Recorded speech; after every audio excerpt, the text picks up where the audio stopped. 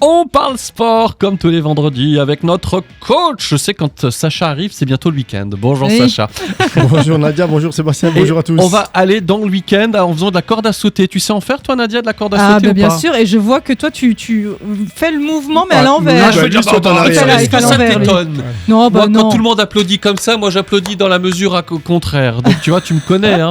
Je suis toujours un temps... Bon bref. On parle de la corde à sauter, il y a plein de bienfaits d'ailleurs à faire de la corde à sauter. Ouais, tout à fait Nadia. Alors c'est déjà un très bon moyen pour augmenter les capacités d'endurance en cardio-training, mais aussi pour contrôler son poids de forme en diminuant le taux de masse grasse. Alors dans tous les sports à catégorie de poids là, comme la boxe, la lutte ou le judo, ça aide à redescendre rapidement dans la catégorie de compétition. Donc c'est très utile. Ensuite on brûle quand même environ 700 calories par heure en corde à sauter. Donc pour le contrôle du poids, c'est bien comme je l'ai dit. Et puis dans pas mal de sports, ça peut servir aussi d'échauffement. Bon, faut la faire l'heure. Hein. Ouais, tu fais 5 minutes de corde à sauter et t'es bien échauffé. Hein. Ah, ça c'est sûr. Et j'imagine qu'on travaille quand même quelques muscles quand on fait de la corde à sauter. Ouais, tout à fait Sébastien. Alors la corde à sauter, c'est un bon moyen pour renforcer les muscles des cuisses, des fessiers, des abdominaux, des adducteurs et des mollets. Voilà, donc c'est un exercice pliométrique, donc des extenseurs de la jambe. Donc ça te permet aussi d'améliorer ta détente verticale parce que tu fais des petits sauts.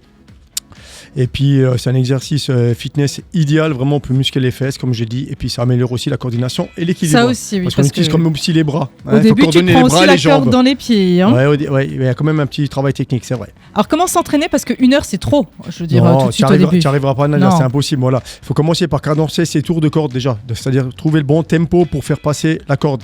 Ensuite il faut ajuster donc la vitesse de rotation et puis commencer par des sessions courtes.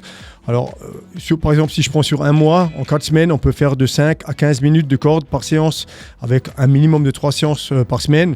Donc ce qu'on va faire, on va commencer par faire des petites séances de 10-15 secondes, on fait une pause et on répète l'exercice jusqu'à ce qu'on obtienne les 5 à 15 minutes de temps sur un mois et on en fera chaque fois un peu plus. Parce qu'au début...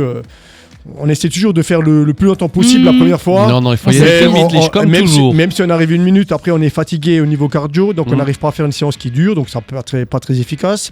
Et puis surtout, on n'a pas forcément la technique, donc on se prend les pieds dans la corde. Ouais. Donc voilà. Donc on veut faire des petites sessions courtes, et qu'on maîtrise, et puis on augmente les répétitions, et puis à un moment donné, on augmentera le temps de travail total. Donc ça, c'est pour maintenant la technique, mais après, par rapport à la corde à sauter en elle-même, il y a corde à sauter et corde à sauter. Ouais, tout à fait, Sébastien. Alors, les meilleures cordes à sauter possèdent des poignées qui s'adaptent à la forme des mains. Donc, ça, c'est bien. Mais il y a tous les prix, tous les budgets et tout style, effectivement. Donc, selon le niveau de pratique, on choisira une corde en nylon léger si on débute parce qu'elles sont plutôt lentes. Ça tourne moins vite. Donc, c'est mieux pour apprendre. Alors, à contrario, on s'orientera plutôt vers des cordes en vinyle ou en acier, voire même en cuir, avec des roulements à billes. Et là, ça tourne beaucoup plus vite. Ça, c'est pour ceux qui sont déjà un peu plus entraînés. Voilà. Puis ceux qui arrivent à faire un double tour, le double under, ça c'est vraiment les pros. J'y arrive jamais. C'est beau à voir, mais... Oui, c'est-à-dire un saut, elle tourne 2 fois autour de toi. Exactement, c'est beau, mais on le fait pas tout de suite. Donc là, il faut la bonne corde, mais il faut aussi déjà pratiquer depuis un certain temps.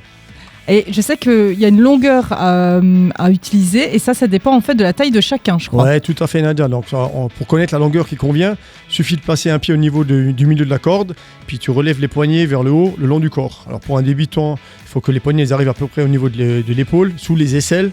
Alors que pour un pratiquant plus expert, la corde elle peut être plus courte, elle peut arriver au niveau des dernières côtes, voire même au niveau du nombril. Elle sera plus courte, donc plus basse. Donc plus il y a de longueur, plus c'est facile. Plus c'est court, plus il faut être bon techniquement. Oui, ça me fait penser à Rocky, tu sais, quand il s'entraîne. Là, il en a une toute petite, là, clic, et tu le vois là au début. Je pense qu'il en a fait des heures. Ouais. Et puis on a le mot de la fin de notre coach, Sacha. Je suis en train de le lire, je rigole déjà. Alors, saute qui peut et tout va mieux. Mais oui. Saute qui peut. Non mais. Et tout va mieux. Voilà. Bon, là, il est pour vous. Merci beaucoup. Écoute, je vais essayer de m'y mettre là parce que c'est vrai que là.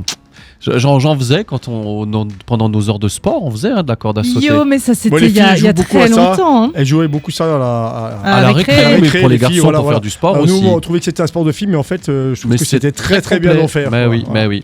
Merci beaucoup Sacha. Avec plaisir. De venir nous voir tous les vendredis. On se dit à la semaine prochaine. Tout à fait. Ciao.